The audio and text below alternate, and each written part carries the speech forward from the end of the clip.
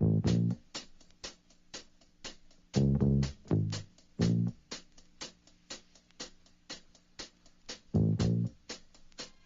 ladies and gentlemen. This is the radio guy, Dr. Mike Prince. As you know, we give you each and every day detailed information going on throughout the world of HBCU. We are very fortunate to have on the line with us today Senior Vice President of Hampton University. That is none other than Mr. Paul C. Harris. How are you today, sir?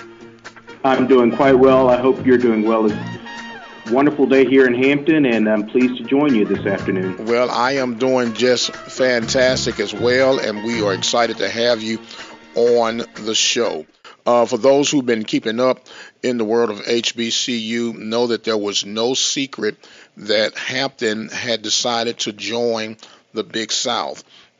Of recent, there has been a rip in the threads, if you would, as the parting of ways have become a little bit more challenging. And before I go into any detail, I'd like for you, sir, if you don't mind, just to explain how did we get where we are right now. And by that I'm saying it was a 4-page letter, a detailed letter that has been released, I believe, on the 20th of February. And how did we get to the point where we are right now?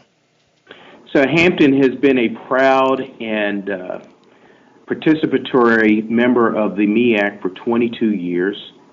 We've really enjoyed that relationship with the MEAC and the individual member institutions of the conference.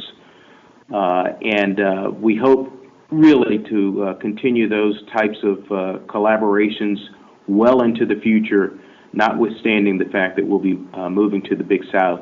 And I wanted to get that out front and emphasize that, because I think there is some talk about Hampton desiring to move to the Big South and sort of leaving behind some of the traditional rivalries and partnerships that we have enjoyed with MEAC members and other HBCUs over the years, and that certainly is not the case.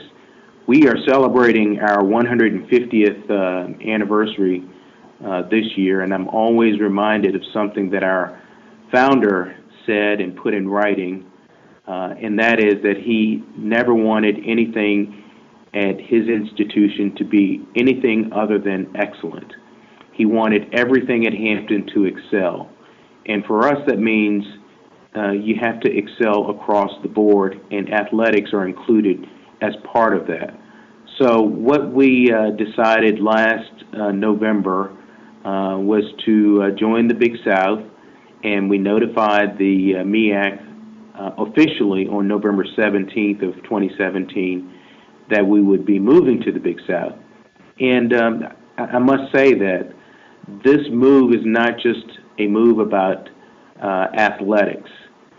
When we join any conference, whether it's the CIAA or the MEAC, or in this case, the Big South, we look to the conference to see what other strategic opportunities there are for Hampton. And in this move, we saw some really strong strategic opportunities for us, and an opportunity to sort of elevate our athletic program to the status of our nationally renowned academic profile. So that was really the impetus for us even considering making a move from the MEAC, and the Big South seems to be a good fit for us. Upon notifying the MEAC has been very resistant and has put in place measures to impede our move to the Big South, against the backdrop of Hampton virtually pleading with MEAC leaders to sit down and discuss our differences and see if we could reach an agreement that would allow for an amicable departure. And we are, to this day, very disappointed and perplexed by the MEAC's refusal to meet with us. We've offered on multiple occasions to meet with the MEAC and the Council of Presidents to discuss this matter, and each time the MEAC has refused to meet with us. So where we are now is that we are in an impasse with the MEAC, and we still hold out hope that the MEAC and the leaders of the various institutions will come to their collective senses and agree to meet with Hampton to see if we can craft a withdrawal agreement that meets the interest of both parties. We're speaking right now with Senior Vice President of Hampton University, Paul C. Harris, and you sounded very elegant in breaking this thing down. But when I read this letter, man, it was some damning information that was released to that letter. Was that venom flowing through the keyboards? No, not from our part. I think what we have tried to reflect is that we've tried to make it clear to the MEAC as best we can, and those efforts continue, to demonstrate to them that some of the things that they're trying to achieve through some of the measures that they're trying to impose are unenforceable under Virginia law. We've also tried to make it clear to them that they have stepped all over their bylaws, which set out certain procedures that should be followed in this type of a situation.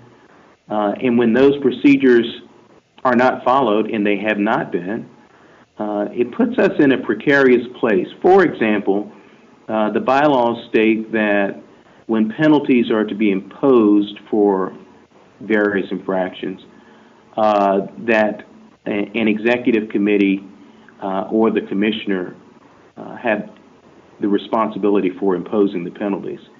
In this case, the Council of Chief Executive Officers impose the penalties on Hampton, and then if you read further in the bylaws where it allows for an appeal, interestingly, the appeal is to the Council of Chief Executive Officers, which in this case is the same body that rendered the underlying decision. Now that strikes most people as unfair. If you went to trial and you had your case heard by a judge, and they said, well, you can appeal this to the same judge that just made the decision on your case, you probably feel you're not being treated fairly.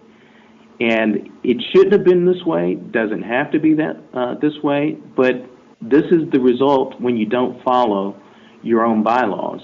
And part of what we have tried to impress upon the MEAC is that the MEAC doesn't exist out on some island.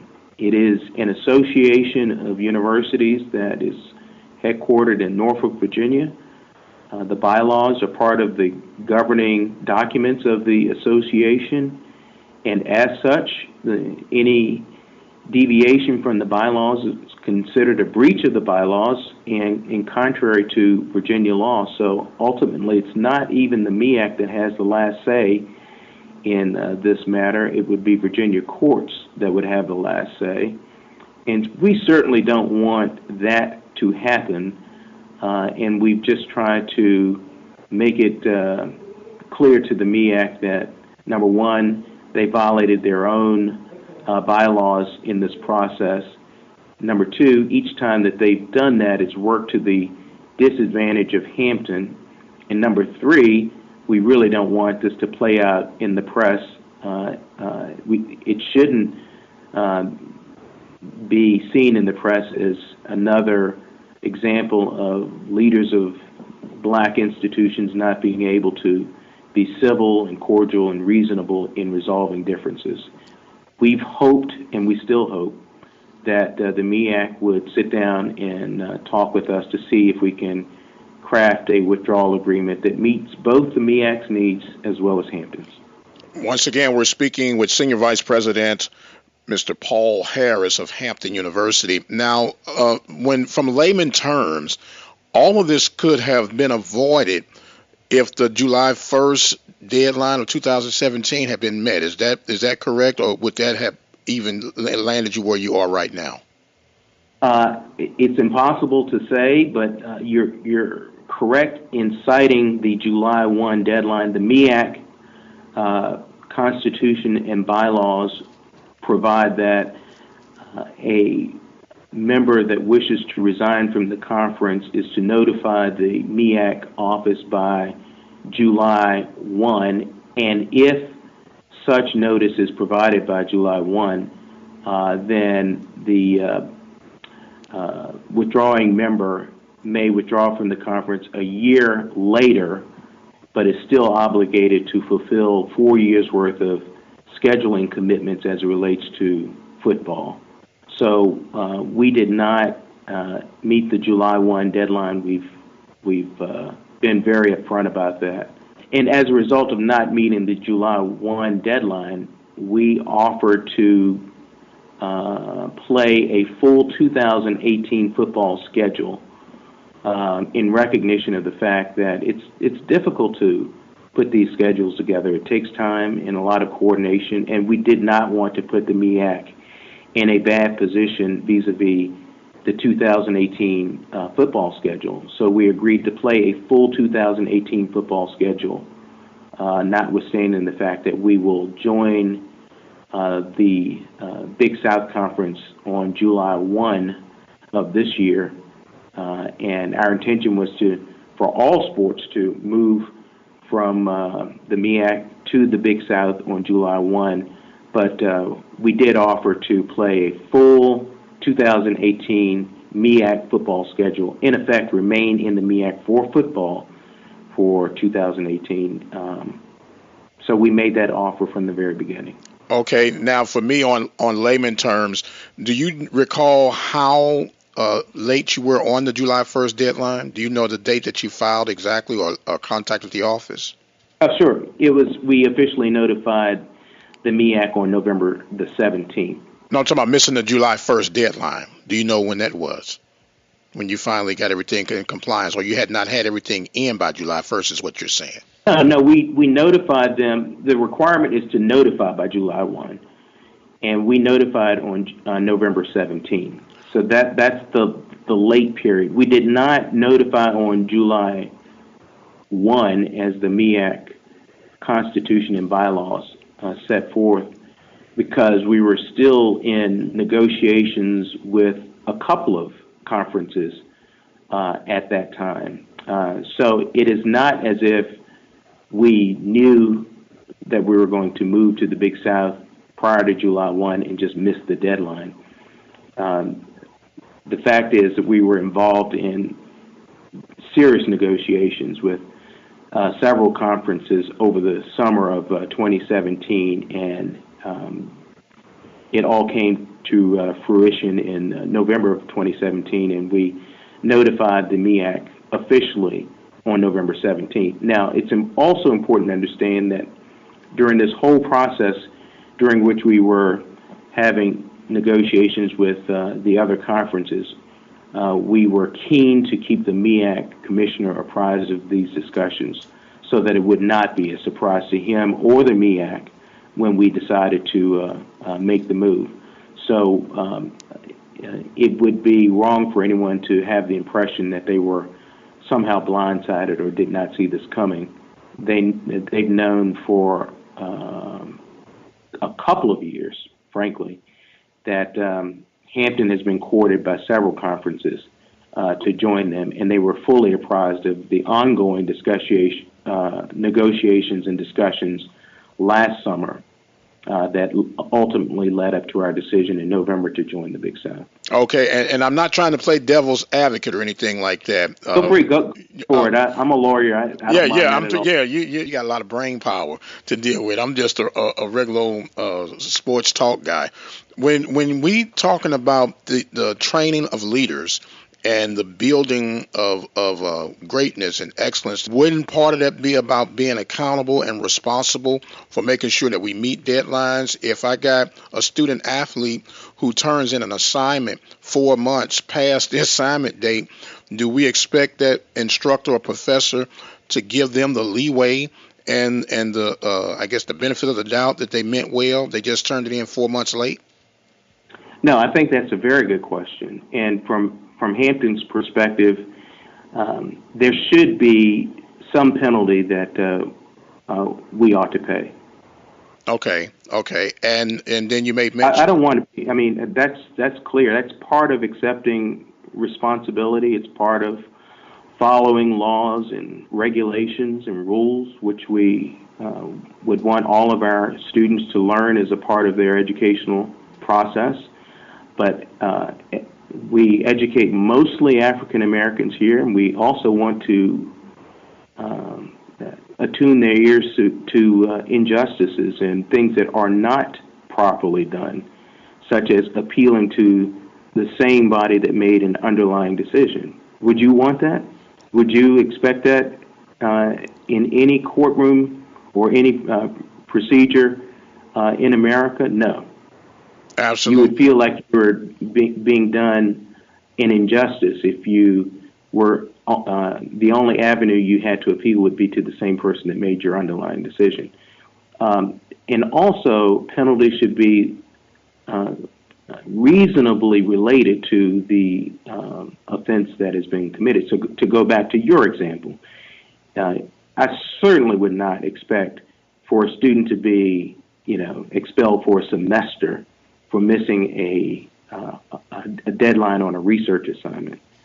But I would expect maybe for that student to be docked so many points on the research assignment itself. Maybe the highest grade the student can get is a 90 or an 80 for tardiness. There should be some penalty, but the penalty should be bear some relationship to the offense or violation that occurred. Okay, and that is why I'm glad that we're having the discussion today, because when I'm reading the letter, you made a reference a little while back in your statement that you would hope that we as African Americans could handle this in a civil manner. And when I go back to this letter, that the part, and if I'm misinterpreting this, please let me know and correct me. But that the bylaws and the actions of the MEAC conference would have your student athletes in a second class citizenship status, Right. and that's a damning blow. I know when you're 31 of 32 and of rankings or power rankings in the conference, and to make the statement that you would like to be associated with a forward thinking conference, those are shots from my vantage point toward leadership. And how could we expect civil results when you have a letter loaded with insults of that nature? I don't see that as an insult. If the MEAC had its way, they would have the full authority as the Council of Chief Executive Officers would like to force Hampton to play a full 2018 MEAC football schedule, and frankly, beyond 2018, but deny opportunities for our players to win conference championships and to be eligible for superlative awards. Now, I know that some people, again, might see this as purely an athletic-related exercise. But for us, it never is. Athletics are always tied to our mission as an institution. Part of that mission is to build character. And so we get students from all walks of life, and we realize that some of them are motivated by intrinsic rewards that they set for themselves, high and lofty goals of performance in the classroom and on the field. And they feel good about meeting those lofty goals that they set for themselves. And they do it for the love of the game, as they say. We have other students that really need the extrinsic motivations. And those come in the form of scholarships and varsity athletic letter awards, superlative awards, and things like that. Our mission as an institution is to meet the needs of all of our students, those who need intrinsic rewards, as well as those who are motivated by extrinsic awards. So to deny superlative awards for outstanding performance on the field has the effect of taking a tool out of our toolbox when it comes to building character and graduating Hamptonians with a strong sense of self-esteem and who they are. So, no, we will not play in any conference that will relegate our players to being second-class citizens, meaning they're not entitled to the full rights and privileges of other members in the class, which would be first class. So if they don't have the same rights and privileges of those others in the class, it's not an insult to say that they would be second-class citizens. It is a fact. Okay. Now, and maybe you can help me this. You are the attorney. I'm not. When you're transferring to a new conference such as the Big South, would you not be eligible for championship play for at least a year or two while you're transitioning through? No. That would not be the case? Because I know, okay, because I know that in some cases when Howard, transitioned with their female soccer team to the Southwestern Athletic Conference, they were not eligible for postseason play or anything of that nature because of some, bylaws and stipulations. And I was just wondering, would that same apply in your case right now? No. So each conference has its own bylaws. So the SWAC bylaws and constitution, they're different from the MEAC. Yes, sir. Bylaws. And the MEACs are different from the ACCs or the Big 12s or the SEC. So all of these, there are 32 conferences.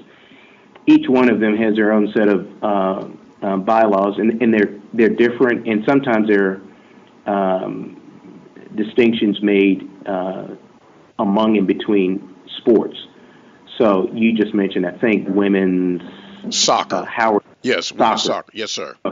Yeah, you have to look at each one on an individual basis, and I think this may be an area where the MEAC has made a mistake in terms of trying to impose an exit fee on us, because some conferences, for example, do have exit fees that institutions are required to pay to the conference when they leave the conference.